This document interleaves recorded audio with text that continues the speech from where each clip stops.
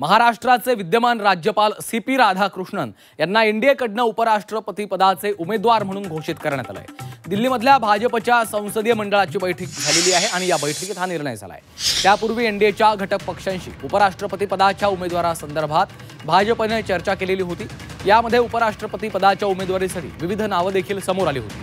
त्यातून अखेर महाराष्ट्राचे राज्यपाल सी.पी. राधाकृष्णन यांना उमेदवारी जाहीर केली गेलेली आहे। राधाकृष्णन हे मूळचे तामिळनाडूचे असून राजकारणाचा त्यांना तब्बल 40 वर्षांचा अनुभव आहे। एनडीएच्या सर्व घटक पक्षांशी चर्चा पूर्ण झाली असून भाजप आता विरोधकांशी देखील संवाद साधणार आहे। त्यामुळे उपराष्ट्रपती पदाची निवडणूक बिनविरोध होणार का याकडे देखील लक्ष लागलेलं आहे।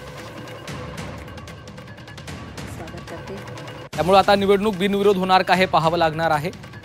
सी.पी. राधाकृष्णन सध्या महाराष्ट्राचे राज्यपाल आहेत। त्यांचं नाव आता एनडीएकडनं उपराष्ट्रपती पदासाठी घोषित करण्यात आलेलं आहे। ते एनडीएचे उपराष्ट्रपती पदाचे उमेदवार आहेत। राधाकृष्णन हे मूळचे तामिळनाडूचे आहेत। गेल्या 40 वर्षांचा त्यांचा राजकारणाचा अनुभव आहे। एनडीएच्या सर्व घटक पक्षांसोबत देखील भाजपने चर्चा केलेली आहे। आता विरोधकांसोबत देखील भाजप संवाद साधणार आहे। त्यामुळे उपराष्ट्रपती पदाची ही निवडणूक बिनविरोध होणार का याकडे लक्ष लागलेलं आहे।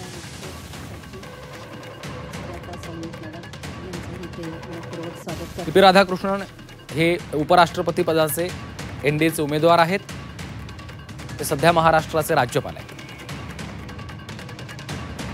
पंतप्रधान नरेंद्र मोदी यांनी या संदर्भात ट्विट केलेलं आहे। त्यांनी आपल्या ट्विटमध्ये काय म्हटलेलं आहे पाहूया।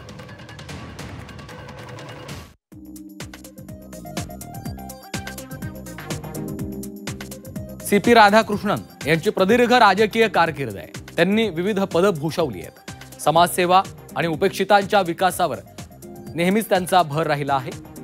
तामिळनाडूमध्ये त्यांनी तळागाळात उल्लेखनीय कार्य केलंय। एनडीएनं उपराष्ट्रपती पदाच्या उमेदवारासाठी त्यांची निवड केली याचा मला आनंद आहे असं देखील पंतप्रधान मोदींनी आपल्या ट्विटमध्ये म्हटलंय।